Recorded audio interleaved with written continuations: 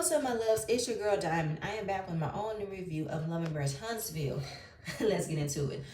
We start off the episode with Nell and Mel playing pickleball, which looks like a smaller version of tennis. They're coming out of breath, wearing full makeup, but hey, it's a scene. They're in their workout clothes. It is what it is. Melanie wanted to ask Nell why didn't she come to the podcast. Nell couldn't come up with a legitimate reason. Talking about she was in Georgia, it was sold out, just a bunch of blah, blah, blah. And Mel was looking like, I don't get it.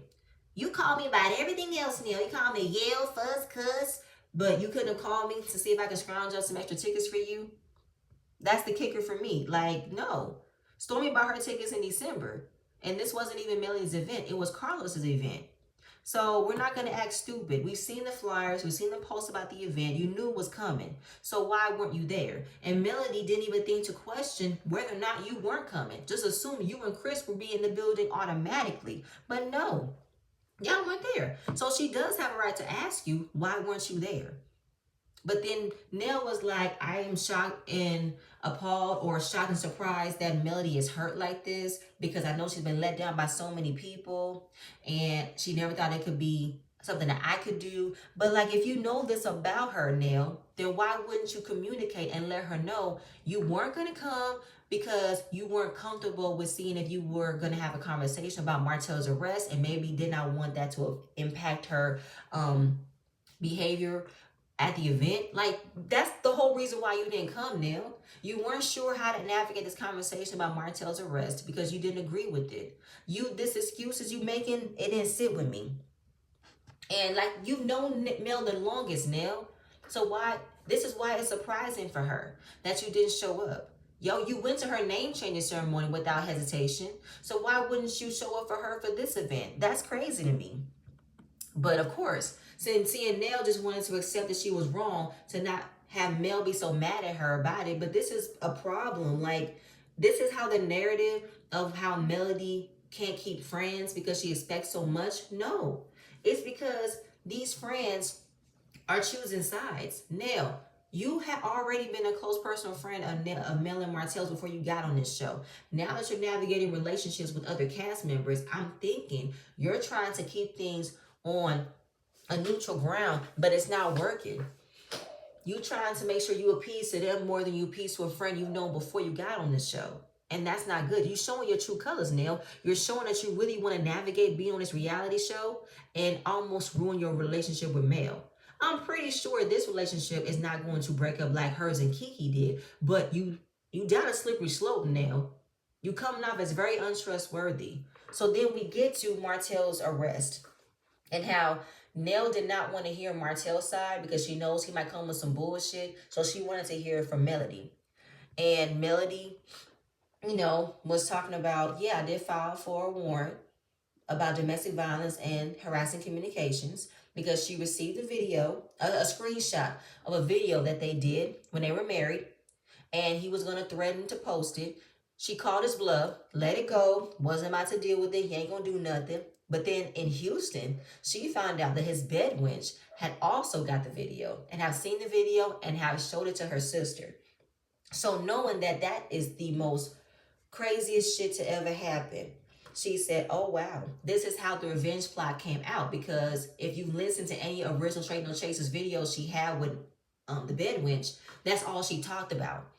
And how would she have gotten it if it wasn't for Martel? So piecing everything together and wondering why he marked the tip of his penis to make it look like it was another man. Why would you want to shape your package like another man? That don't make no sense. You thought really long and hard about how you wanted to edit to make it seem as if Melody did this with another man to carry on the narrative that Melody was sleeping around with other men and she was doing other things with other men that she wouldn't do to you. I swear to God, like, you gotta be a crazy ass Dr. Jekyll, Mr. Hyde to even come up with a plan like this. That's crazy. You know what I'm saying? So putting all the evidence, getting to the magistrate, and it's all about divine timing. So when they arrest him, they arrest him. All right. So Nell is still expressing her convictions of not being comfortable about a black man being sent to prison because of what happened with her son. But like I said in my first video, Nell, your son got into trouble. That's your son's responsibility to take. If you want to talk about unlawful arrest, excessive sentencing, yes. But in this case, your son is not the focal point of why you don't like seeing black men in jail. Your son did some trouble and he went to jail for it. Martel did some trouble and he got arrested for it. And he was actually found guilty about this as well. So you can't mix the two, Nell. Both of the men did something wrong and they had to reap the repercussions for it. I'm sorry. And I'm with Mel. It's way more important than a woman, a black woman, being exposed in an uncompromising position that could have her kids see it. I would rather protect that black woman than not focus on protecting this black man. And that's where Nell is. Nell is so focused on protecting this black man who's done the absolute most slanderous, heinous shit ever. And you so worried about how this can make him look versus the woman who dealt with the shit. Nell is male. I said Nell is male identified. Nell is a pick me of still trying to come up with anything positive to still give men the benefit of the doubt because that's a black man. When it comes to a black woman who don't get protected, this is the shit we deal with. No, Nell, no. But now getting the full story, she can get why Melly did what she did. Melody's in the confessional talking about how Nell is such a great friend. I'm happy that she's asking questions and wondering why it happened instead of making comments and remarks about assuming what would have happened and not ask. But Melody, I want you to remember, while she's asking you, she already made her opinions when Stormy and her were talking about it in her office, that she doesn't agree with it. She wished that you could have come with a better way to resolve it. And had to check herself by saying, I can't say what I would and I would not do if I was in Mel's shoes. But at the end of the day, Nell, you know exactly what Mel is going through, but you just cannot see it. I feel like it doesn't even matter. If you're not a supporter of Mel, you don't like Mel, it doesn't matter. You cannot look at this situation and say that Martel is wrong. You cannot say he's not wrong. You cannot say he shouldn't have did this because you know for a fact what he did was wrong, which is why he got arrested for it. Everything Martel has done has been on the accounts of him. You cannot blame that on Mel because she responded by having a warrant issued out on him. Because what else can she do? There's no talking to this man. There's no reasoning with him. There's no having a communication. There's nothing that can resolve this in a much more communicative, not trying to bring the course in, but Martel started it. We're going to miss me. So then we get to the interview that Martel did with Tasha K. Melody couldn't stomach to watch it. I get you, Mel. Everyone who watched it was annoyed and irritated. Nell even watched it, got pissed off at it. But she saw the backlash of the interview. He thought that the interview would make him look good, but that's not what Martel wanted to do anyway. Martel had no intention of making Melly look good. And he even had no intention of making himself look good. The entire time, he wanted to talk so much shit about Mel, and that's all he did. And it didn't work for him. It didn't. So now that was an annoying interview, we get to another interview that Nell's stepdaughter, Lexi, did with a familiar content creator, giving you the real tea. Shout out to him. He had an interview with Lexi, and it just talked about the relationship between Chris and Nell, and that it's been assumed and alleged that Nell knew that Chris was married when she got with him, and that she was a side chick.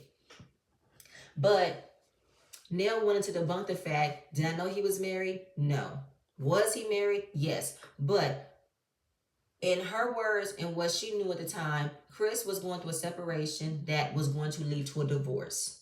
But again, I had no intention of watching the interview because I did not care about it. I wasn't interested in hearing Lexi come out with this story because it doesn't matter anymore. It doesn't matter whether or not Nell came in at the time that Chris and your mom were together. They're not together anymore. He's been with Nell for over 30 years. They've gotten married, had more children, created multiple businesses. It does not matter. I don't care at this point. And moving on from there. So, Mel is sympathetic to Nell of how this is affecting her life, and she can understand of how someone you love is speaking negatively about you. And it's crazy how all this is coming from you not coming to the podcast. We've had a deep conversation out of this. But knowing that she had to ask Nell why didn't she come, she's going to ask Kimmy and Tisha why didn't they come. Because listen, we all agree we're going to move forward, start supporting each other, build that connection, that I guess friendship or employee relationship sort of way. But it's of no consequence though. What's her name? Kimmy and Tisha, they not real friends of Mel. They've never been real friends of Mel. The seeing how she's trying to open up that door and they're not reciprocating, it's enough to say it. Because they're on Martel's side. And they are in fact jealous of how Mel was able to come out after being in a relationship that she thought she was going to be happy in, dealing with all this mess. They're mad that they don't have that type of strength. That's what I'm getting. But moving on from there, we get Stormy. Stormy look good. She's walking into the restaurant where we meet the newest cast member, Trisha, which is Stormy's friend. She's known her from the time she did her hair when Stormy had her own hair salon. She's gorgeous. She's a gym buff and I think a personal trainer. And just talking about all those times when she was doing Trisha's hair and, Trisha's giving her congratulations of entering motherhood. How is that going? How is Chess? And just reflecting all those times, they've had multiple conversations about Stormy wanting to have a baby and how hard it was to have a baby. But, meeting Courtney and going through the IVF journey, and now Chess is here, and her and Courtney are talking about expanding their family. They're thinking about going through a surrogate agency. But I had thought that Courtney expressed to Stormy he wasn't interested in having any more children because of the trauma and hemorrhaging that Stormy experienced after having Chess. But considering that not comfortable with her carrying, but having that open conversation about going through a surrogate route, I said, okay, cool. With Trisha being a personal trainer, she ended up talking about how she saw Destiny at the gym and saw Tisha there, and Tisha wanted to endorse her services to try to take her on as a client. But Trisha was a bit apprehensive about it because she wants to, test the waters to see how Stormy and Tisha are, because that they're not in a good space right now. And of course, Stormy was a bit confused as to why it's business. Why would you not want to put her as a client? Well, she just wanted to make sure that if it was to maybe transpire into more, just to give you a heads up if she wanted to develop more of a friendship with Tisha other than a client. So Stormy said that the reason why her and Tisha's friendship is where it's at right now is mostly because Tisha didn't like the fact that Stormy called Marcel a bitch. She admitted it. I did call her husband a bitch, and I kind of still feel like that though. But when it came down to the issues of them not being in a good place in their friendship, is because Marcel likes to come in and terrorize, pretty much destroy any relationship that Tisha establishes. It's kind of funny how you just now noticing that, but either way. But I feel like you can't even trust Tisha. Tisha sometimes is the cause of her own demise of ruining friendships. It's more than just Marcel, it's Tisha too. Because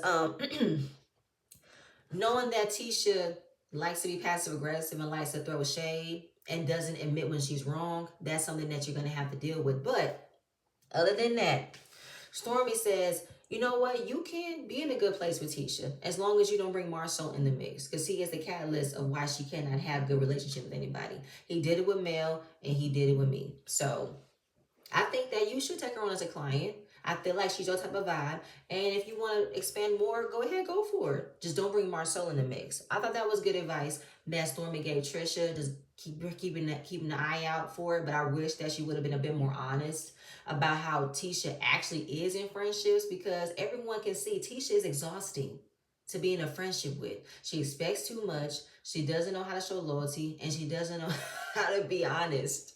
She's fake, I'm telling y'all, okay? So then Stormy wanted to ask Trisha, how did you end up going into the gym a lot? What was your motivation?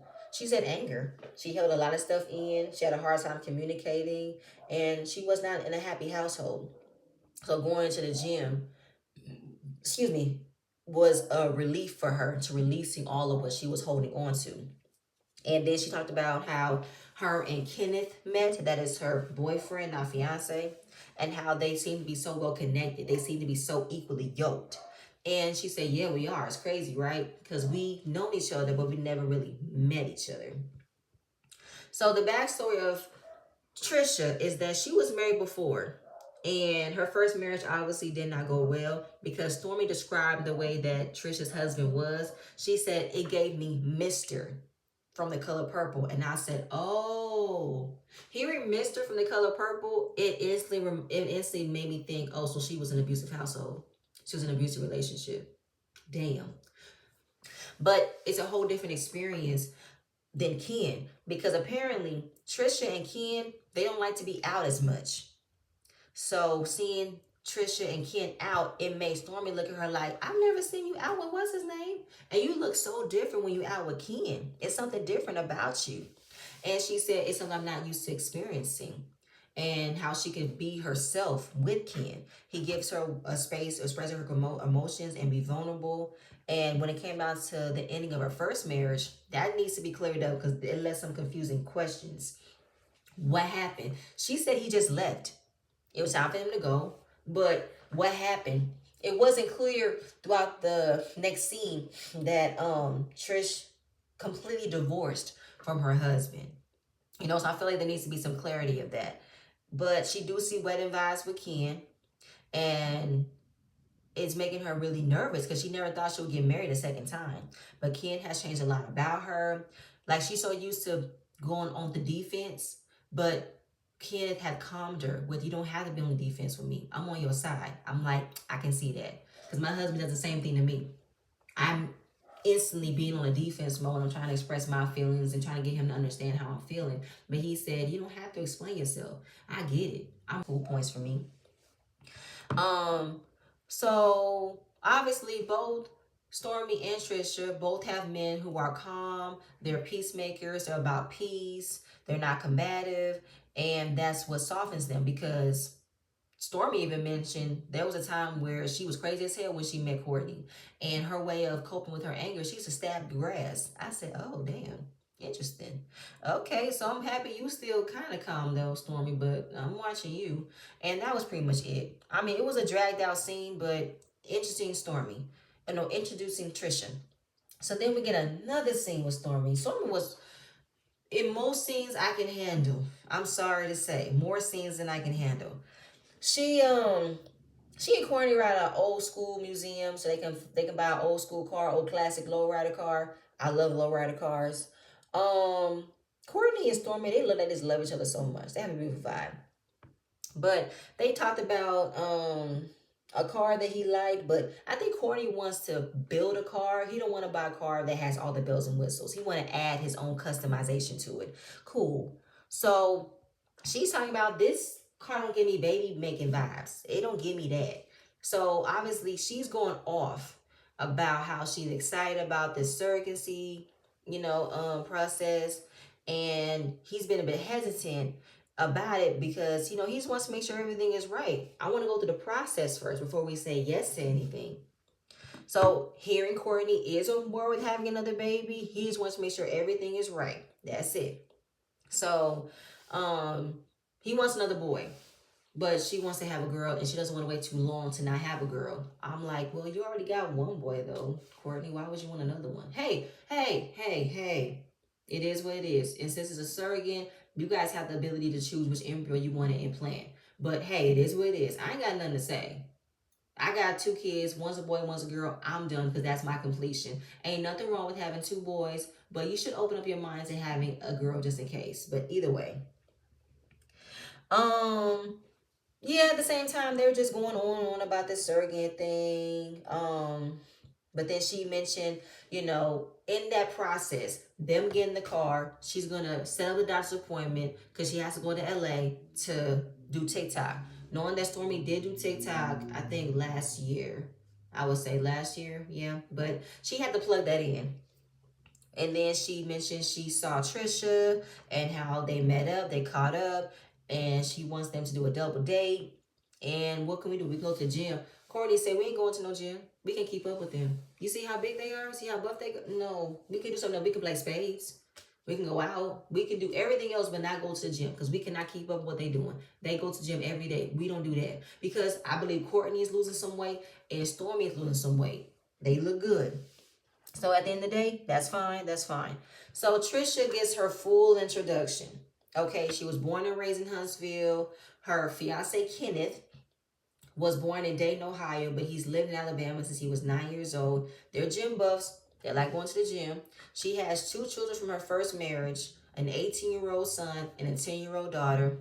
And Kenneth, he has a 13-year-old daughter, but she's not biologically his from his last relationship, which gave me complete happiness. He got major brownie points for that.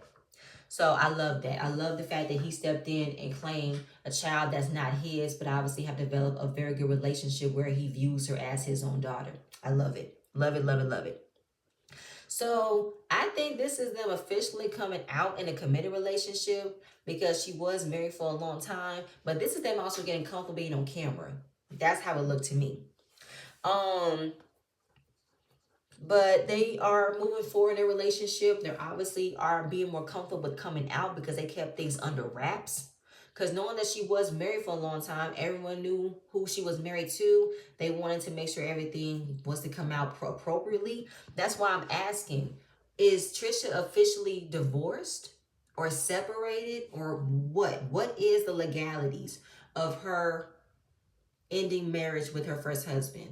Where you guys, let me know about that. So then Trisha talked about training Tisha, and they're familiar with Letitia Marceau, but mostly from the rumblings I've heard that Trisha is mostly gonna come in being someone that used to fuck around with Martel back in the day. That's the main objective of her being here. There's a connection that there's another woman in Huntsville that have had something going on with Martel. Maybe during his marriage with Melody allegedly, or when he was going back and forth with the bed wench. That's the whole plot of why Trisha is here. But basically, Ken just gave Trisha some advice about how to navigate with training Tisha and knowing that her and Storm might not be on the same page, but just keep it professional. You're her trainer. That's all you got to do. Just make sure you don't mention that one in front of the other. Don't have conversations with that person from that other person they're not cool with. Just don't do that. Cool. She's I'm gonna do it because both Kenneth and Trish are not gonna judge people off of what they've known or heard. Like everyone got skeletons and bones in their closet, you know what I'm saying? So I like that. Keep an open mind before writing somebody off and develop your own perception. So Ken said he frequently has seen Marceau and Martel at the gym, mostly Martel at the gym, and he has seen Marceau and Maurice at Black a lot. That restaurant don't be open.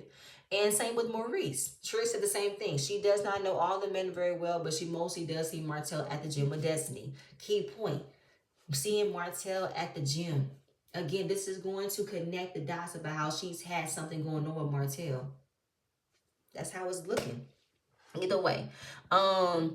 So obviously she's gonna train Tisha, and Ken wants to get married to Trisha. He wants to plan the whole proposal and who's gonna be in the wedding. Storm is gonna be in the wedding because she was in hers. So they're very good friends.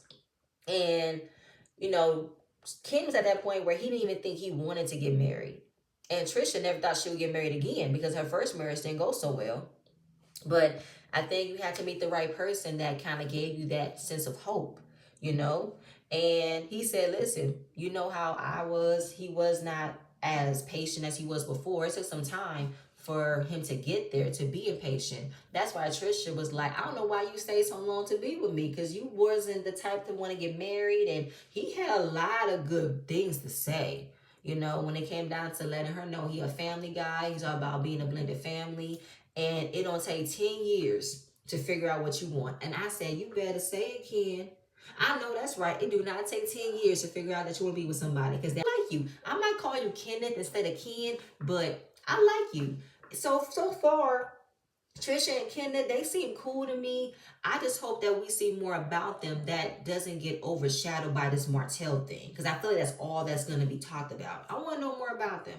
I want to know more about the dynamics, though. All right. So we're going to move on from there, and we're going to get to the last scene, which is Mel, Tisha, and Kimmy. So Mel decides to go to a plant shop, and I love Mel's outfit. Oh my God, Mel looks so good with that short hair. I just love it. All the ladies are coming in saying Happy New Year. They ain't seen each other in a while. It's been some months. Tisha mentioned she went to Africa with the family. Marcel did not go by himself. No, he did not. No, I told you, Tisha, you're going to never let that down. They're going to always remember that Marcel went to Africa by himself without you. And you going for your first time, but this is Marcel's second time. Hilarious. So, just wondering how everything has been. How's everything been going with everybody?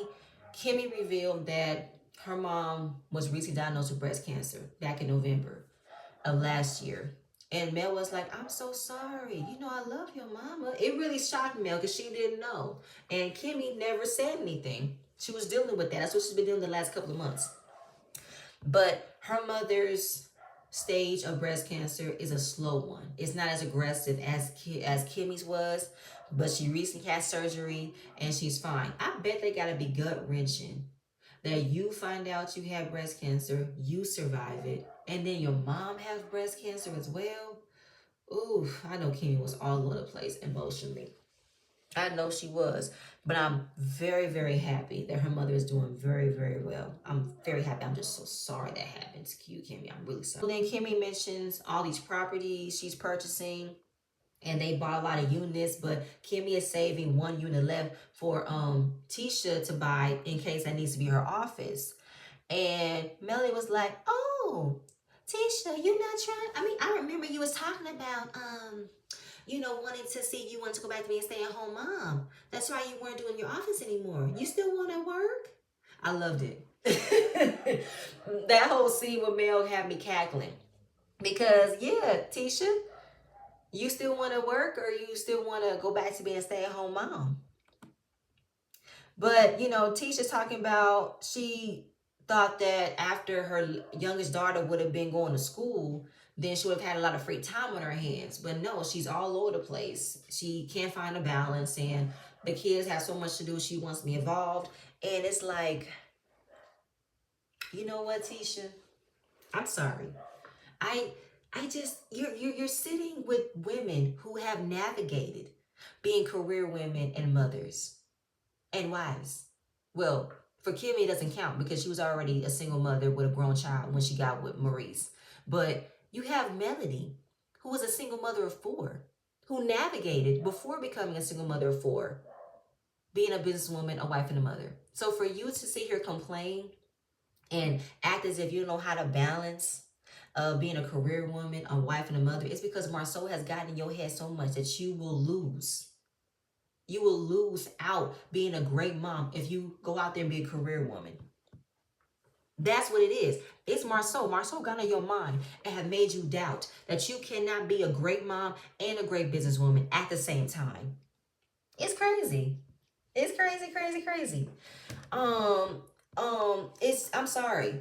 That's all I got. I just got that Tisha is really giving me a pity party about how she do not know how to balance being a wife and a mother and a career woman.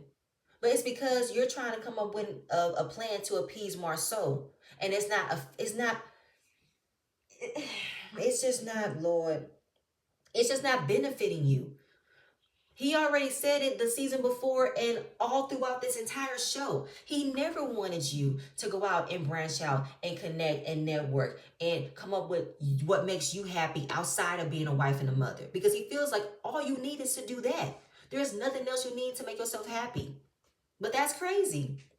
That's crazy. And how it took Melody from the beginning to bring you out of that. So you can know it's more than you being a wife and a mother. You can still be Tisha. You can still find things that make you happy. But Marceau didn't want that, which is why Marceau likes to damage Tisha's relationships with other strong women who have balance on being career women, wives, and mothers. Because he don't want her to learn. He don't want her to see what else she could do that can better herself. That can better her so she can build more confidence in herself. That's crazy. Crazy, crazy. But hey, she gonna figure it out. She gonna navigate it. Whatever. Do you, honey. Do you. So Tisha wanted to be the one to mention, how, Mel, how you been doing? 2024 was a lot for you. Yeah, it has. It has been a lot. So Tisha asked when it came down to Martel's arrest, was this something that's been going on for months that you just finally had to, release a warrant? Like, what led to it? Was it just harassing communications? Like, what was the whole thing? Because while they know what's going on, they want to know the full story to see if Mel is going to not tell them the full story or not, give full details or just sugarcoat it, because they're automatically trying to downplay that it was just a text message and that Melly did too much by issuing a warrant to get him arrested. But no, she said, okay, yeah, I did. It was harassing communications. And oh, wait, before that, when it came down to the questioning that Tisha did, Melody asked Tisha, you didn't ask your husband? Your husband didn't tell you? Because Marcel made a statement. And Tisha was like, they didn't play the whole thing about it. But Melody was not going to go off on Tisha because of what Marceau did. So she's letting Tisha know, okay, I'm going to have a conversation with him. I am. Yes. So, of course, I'm going to check that ass. Because for Marceau to come out and make a statement, pretty much on the defense of Martel, wondering if he already knew the whole thing or not. So, and she had to tell Tisha, when it comes down to people calling me and asking me about what y'all got going on, I don't say nothing. I mind my business. So the fact that your husband couldn't mind his, that's something that's affecting me and my children, I'm going to have to talk to him. So I'm letting you know now, there will be a conversation to be had with Marceau. Got it. So I appreciate that. So Tisha can't come back and be wondering why Marcel and Mel met up, because we all know why. This will be another time. Oh, I can't wait for that conversation. I'm sorry, I just can't wait, because Marceau takes so much pleasure and he enjoys it of going back and forth with Mel. He loves it. And Tisha, you just don't see it, do you? You just don't see how your husband have so much to say to Mel that he doesn't say much to you? He don't give you nothing? I can't. But either way. So, she ends up saying, yes, I did receive a text message in 2022 with the screenshot of the video that he and I made. And I was going to let it all go. A lot of things started happening. I wasn't about to give a lot of, energy and feed into it. But then a lot of things had to line up. And knowing that while he wanted to threaten to release the video, I heard that the baby mama was talking about how she got the video, the sister saw the video. So I did. Yeah, I signed for a warrant in July for harassing communications. Yes, I did. Yeah. So in the confessional, Kimmy is saying that hearing the reasoning for the warrant, it makes sense as to why Melody signed for it. And for Kimmy, she said, I give Mel a lot more credit than I did before. So my thing is, Kimmy, I had to look. I looked so fuzzed, so confused and puzzled when she said that. I said, what lack of credit did you give her, Kimmy? Did you assume this was just some petty thing she just do out of the blue? You really thought that Melly went off on a ladder, went off on a tangent of issuing a warrant because of a text message? As if you guys are not aware this man has been sending multiple messages to her from the beginning. You do realize he videotaped her on a date, right? No. You do realize that, right? I didn't even like the way you did in Houston when he wanted so badly to convince y'all that she cheated. And Stormy was like, well, when she left, she assumed y'all was done. And you go with that stupid statement. So when one spouse cheats and all bets are off. Yes, Kimmy. When one spouse cheats, all bets are off. You stupid fucking pick me. I'm sorry, Kimmy. You have lost me. I have no hope for you at all. Just the way that you just dismissed and don't give a fuck about how all of this could have affected Mel and her children, because you're still so on the side of Martel's a good guy. This wasn't Martel's fault. Because you still look at it as Mel and Martel are on the same wavelength. They are on the same page. They go back and forth with each other, not realizing Martel does the absolute most. Mel don't say shit. But when he does things that she has no choice but to respond to, then it's a problem. That's why I bet you, y'all, that song Nobody's Business, which is a vibe. I've listened to it. I love the video. People have made so many comments and commercials about it. You gonna find a problem that she made a song about it, right? But it's crazy how you can give, you know what, I'm not even there yet. I'm not there yet. There's more. I'm sorry, there's more. It's just looking how Kimmy is just completely on the side of a man. Like, girl, we were on your side when you were going through cancer. I'm saying we were reading Maurice fulfilled with the way he treated you when you were going through cancer. He wasn't listening to you when you expressed to him you were not feeling sexually aroused. You didn't feel pretty. But yet you still fought through that to act as if you were ready to still give him what he wanted. The bourgeois picture, that wasn't for you. That was for him. You opening up to having more sex, that wasn't for you. That was for him. Because you were not satisfied. You were not comfortable. He's telling you it's all in your head that a medication has decreased libido. He's telling you you don't deserve to have a G because you have short hair and your hair would not look good flowing in the wind. He made a joke about that. You don't deserve. So Tisha was like, that's some crazy shit. There's just no hope for him. Like, those are private moments you have with your husband. Melly in the background, that's right, baby. Yes, it is. And, you know, things that we do privately, we keep that to ourselves. We don't say nothing. But my memory serves me correctly, Tisha. Then a couple years ago, you were on a panel on how you had to set an alarm to make sure you give your husband fellatio because you guys have not had time to have sex in the day, in the night, with the kids. We didn't need to know that information, that you decided to have an alarm set for us to know you still give your husband head at a time, at a set time. We need to know that. But okay. Either way. Melody is still wondering why, even after all of this, why didn't Tisha call and check in on her? Tisha came with an excuse because she did not know what to say, but she wanted to wait on camera to ask this question because you want to have this scene.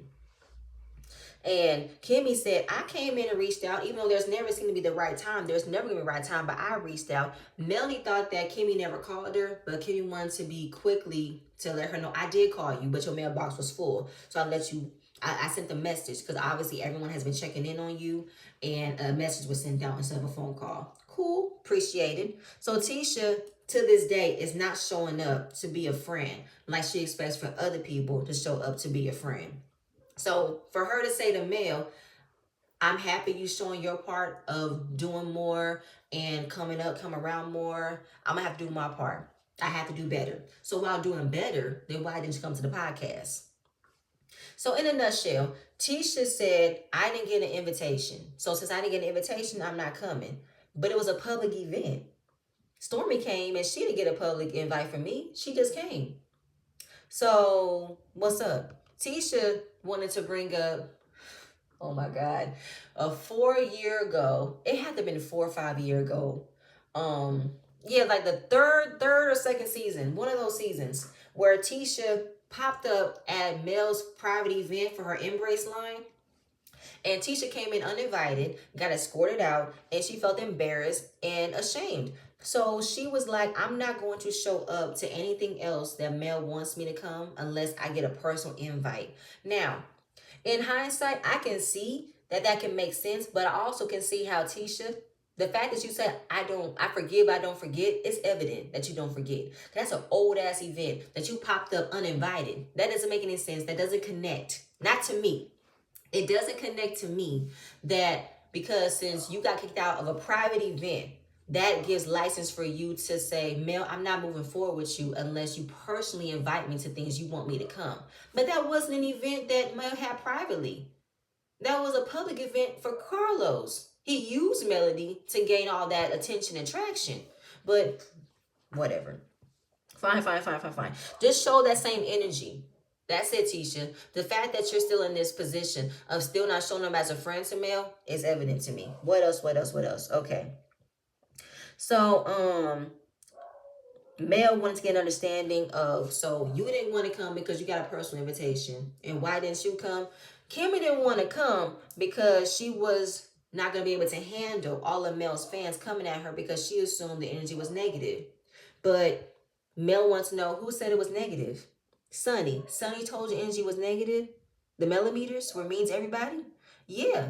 Because I didn't like the way that Kimmy said it either. She said the people who flock to you are mean to us. It's almost as if you're calling Melody like she's the queen bird and all the birds flock to the mama bird. It's just weird the way that she said flock. It's uncomfortable. No, Sunny did say it was negative, but it was because of Sunny's position. Sunny came on stage with Moses, who were aware of that was Destiny's man, and now Sunny being the producer. The situation between Sunny and Moses was why she got the backlash, as if she did not know she was going to receive backlash anyway. So that's why Melly had to clarify. So you guys are mixing up how Sunny was receiving the backlash for what she did wrong. versus then you guys just being there, because Stormy was there. No one said nothing to Stormy. Based off of who I have listened, who were there at the event, they all said that Stormy was fine. No one was talking to Stormy. Everybody was on a positive note. We were all uplifting Mel. Of course, they had some things to say about Sonny, but that was it. They weren't just being rude to being rude. And that's what Kimmy is just not comprehending for some odd reason. So yeah, Kimmy was trying to connect that we would have gotten that if we were there. No, y'all wouldn't have. I just said it. Stormy was there and nothing happened to her. Stormy did not come out and express that she felt some type of way about all of the millimeters, Mel's fan base being rude to her. She never came out and said anything. So no, and you guys wouldn't have been on stage. You guys would have been in the audience. No one would have said nothing to you. Like, unless you were in the confessional and you made a comment about it, then yeah, you would have gotten dragged. But no, people have decorum, people have class and tactic. Like, they would not have just came at you for no reason, Kimmy. So, with explaining everything that happened at the event, people were coming at her because Sonny got defensive, because she knew that her situation with Moses were questionable. Point blank, period. But at the end of the day, the blame was mostly put on Moses because he wasn't being completely honest with where he was with Destiny, where his relationship was. That has nothing to do with Melody. So then they thought the same thing. Then Kenny mentioned how girl code could have been broken, and Mel started laughing, and I loved it. I laughed too. Kimmy did not like that. She didn't. It was funny. Because to hear the fact that you want to tell me that Destiny was mad about girl code being broken. When did Destiny ever appreciate girl code? Thank you. She never followed girl code. And Kim was like, but that's your friend though. Kimmy, where you been? Melody says she was my friend. But then Kimmy want to say, but I didn't say she slept with your man. Why would that be the go-to of breaking girl code? Is that all you can think about, Kimmy? Is that all that's going to solidify breaking girl code is her taking someone's man? I.e., Destiny was not with Moses when he got with Sonny.